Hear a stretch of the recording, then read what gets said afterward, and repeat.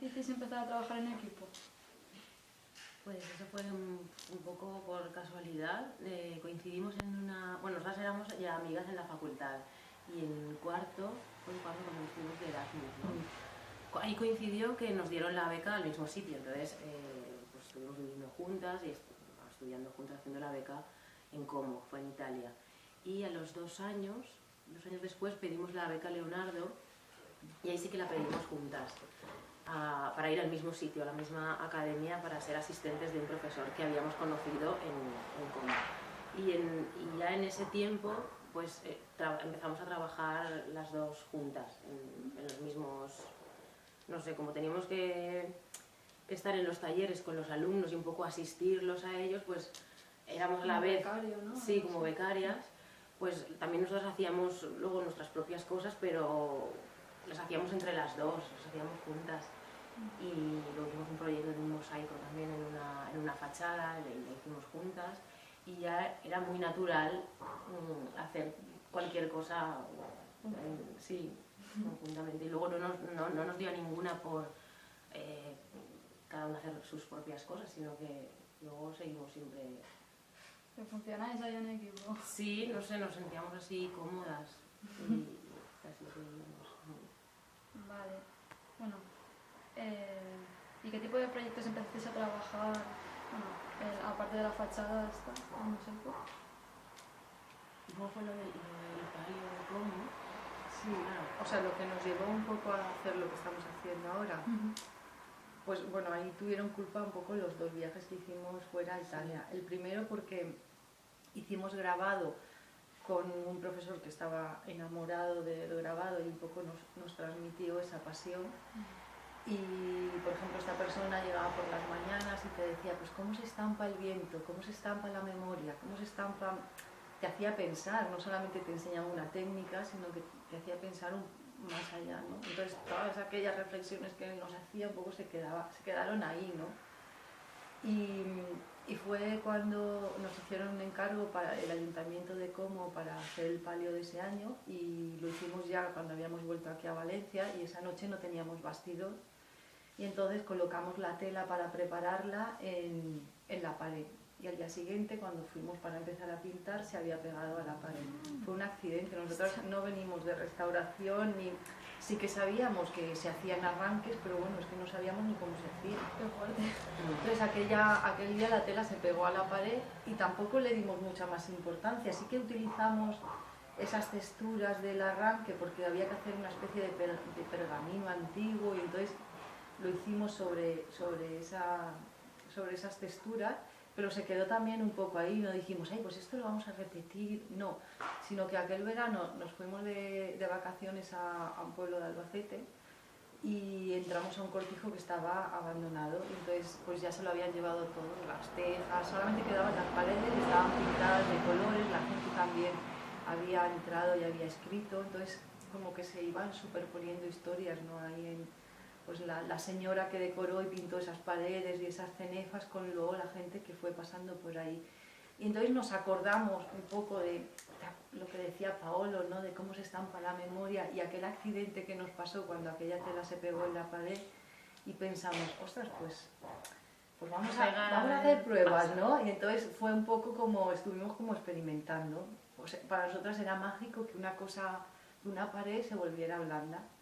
Entonces fue un poco experimentación y veíamos pues estas paredes como matrices, como las planchas de grabado que nosotras hacíamos, pero en lugar de grabarlas nosotras, estaban grabadas por el paso del tiempo, por la gente y así. Entonces, actualmente, ¿en qué proyectos estáis trabajando? Pues ahora, desde el año pasado, nos dieron una beca, presentamos un proyecto que pretendía recoger las huellas escritas que dejan a su paso por los centros de internamiento las personas migrantes que vienen desde las costas africanas a España, a Europa. Y bueno, habíamos visto hace años, en el 2010, así que, o en 2008, reportaje en un periódico sí que se veía una foto donde había muchos inmigrantes durmiendo en una casa con las paredes llenas de escritos. Y entonces el reportaje decía pues, que escriben los sueños que esperan encontrar cuando van a hacer el viaje. Y bueno, a partir de ahí, esos años estábamos también haciendo otras cosas. Ya habíamos hecho el trabajo de la cárcel de Valencia, donde también habíamos recuperado los escritos y los dibujos que había en las paredes de las celdas, y entonces ya escribimos este proyecto para que nos daban la beca, pues ir a estos centros de internamiento que ya estuvieran cerrados, o sea, que ya no hubiera nadie, que solo quedaran las paredes con los escritos y las huellas que habían dejado, y entonces recuperar todo eso, tanto en Canarias como en Mauritania, que hay otro centro de internamiento. Y entonces estamos con eso, ahora ya hemos hecho la parte de Canarias y entonces pues estamos ahora procesando todo lo que sacamos de allí y preparando el nuevo viaje para Mauritania. Llevo faena. Claro, es faena de todos los días. ¿Consideráis que vuestra obra es en algún aspecto crítico? Sí, no, claro. Sí, ¿no? Es muy actual. Vamos, que no estamos aisladas aquí en un estudio, sino que nosotras vamos a los lugares y hacemos los proyectos en estos lugares porque ha pasado algo, porque es actualidad o porque hay una historia. Y claro que tenemos un posicionamiento hacia todo esto, pero tampoco es una obra política. Bueno, sí, cada uno puede hacer su lectura. Sí, pero político es todo lo que haces al final, sí, el por qué lo haces así o no lo haces así, o por qué escoges este tema y no otro.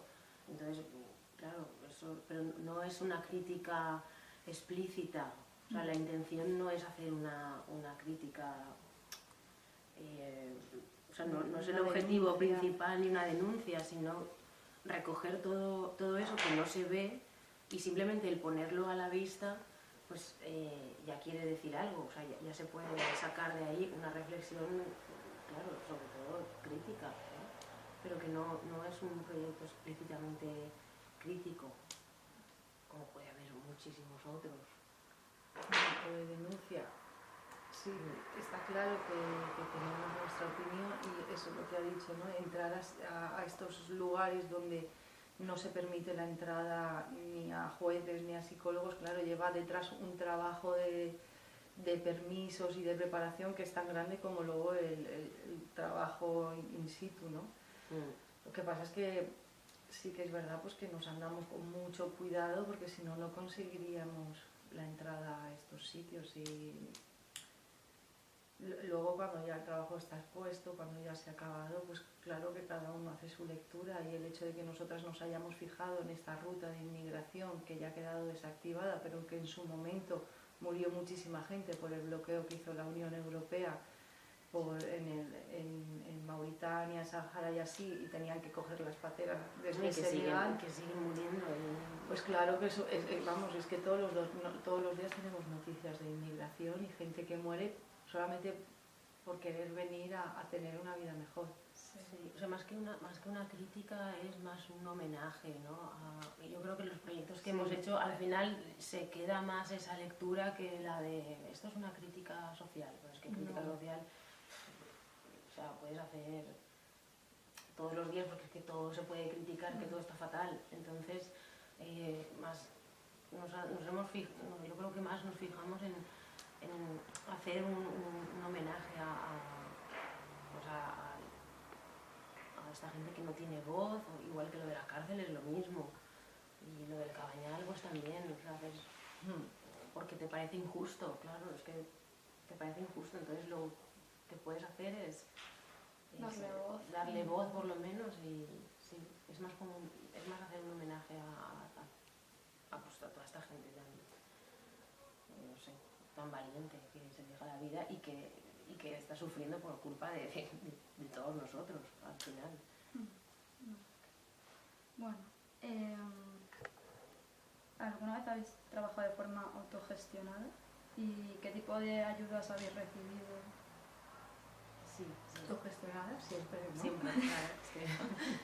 Bueno, ahora no, ahora cuando, claro, hemos pedido becas y cuando nos han dado una beca hemos trabajado con el dinero de esa beca, aunque siempre hemos tenido que poner después porque casi nunca llega, ¿no?, para lo que quieres hacer, pero sí que son ayudas muy fuertes que a lo mejor si no las tuvieras pues se quedarían los proyectos más pequeños, pero casi sí es que autogestionado es todo, No, siempre. claro, el artista por sí solo tiene...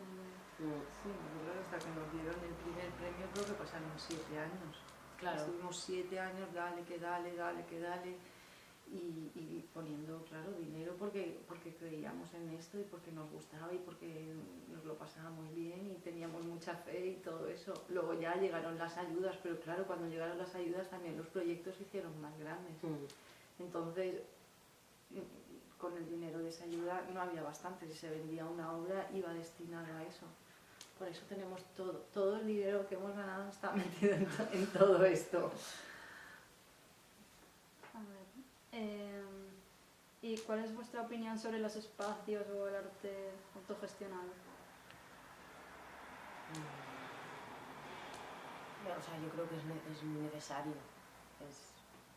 Es como, a ver, es muy altruista y es generoso, igual que podemos trabajar nosotras de esa manera. O tienes la voluntad de hacerlo o no se hace. Solo con voluntad tampoco se hace. Necesitas poner, o sea, económicamente recursos también, pero sobre todo si no tienes la voluntad de hacerlo, pues al final no se hace. Entonces los espacios autogestionados es como el arte autogestionado, es que lo haces porque no lo puedes evitar, porque lo quieres hacer, porque si no, no existe, y entonces lo haces y eso tiene un coste de trabajo, de esfuerzo y económico también. Pero sobre todo es voluntad, o sea, si lo quieres hacer, lo haces. Y si no, pues te buscas la vida para poder hacerlo.